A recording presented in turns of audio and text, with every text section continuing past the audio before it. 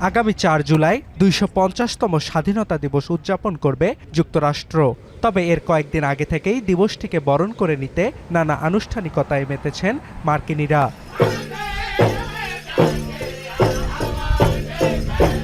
এরই ধারাবাহিকতায় প্রখর রোদের মাঝেই সম্প্রতি উত্তর অ্যারিজোনার উইন্সলোতে আদিবাসী সম্প্রদায়ের আয়োজনে অনুষ্ঠিত হয়েছে স্ট্যান্ডিং হর্স রুট 66 পাওয়াও উৎসব।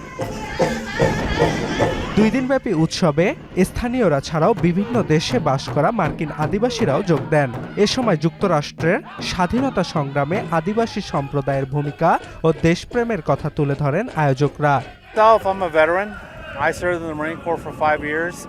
Majority of the people who do come to powwows are veterans, and they do still have that patriotic duty. Probably one of the most patriotic races in the country. We have the highest per capita of enlisted service personnel, and whenever it's wartime, our young people will go enlist.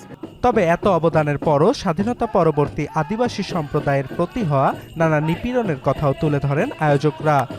I was born American, but I also understand how hard that battle took to become that, and even now we don't have a whole lot of rights.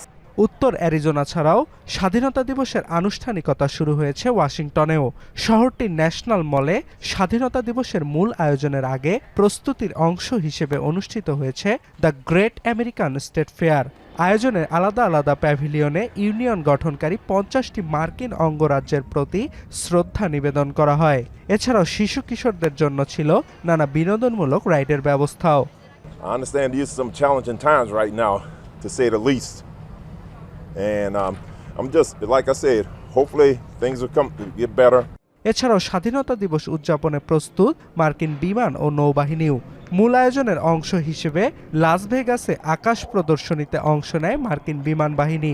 পাশাপাশি দিবসটি ঘিরে আন্তর্জাতিক sail প্যারেডে অংশ নেবে 20টি বিদেশি রাষ্ট্র ও মার্কিন নৌবাহিনীর প্রতিনিধিত্বকারী 48টি জাহাজ। তবে স্বাধীনতা দিবস ঘনিয়ে আসলেও হাসি নেই সবার মুখে। ট্রাম্প প্রশাসনের নানা বিতর্কিত নীতির সমালোচনা করেছেন অনেক মার্কিনী। I'm really disappointed at how the administration overturned previous plans. I'm forgetting the exact details right now, but I know that there was some sort of like congressional commission that started 10 years ago that basically had its work scrapped.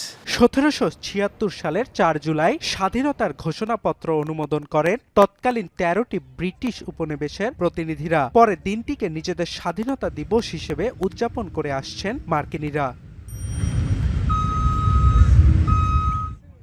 Arnab প্রসাদ, এখন বিশ্ব।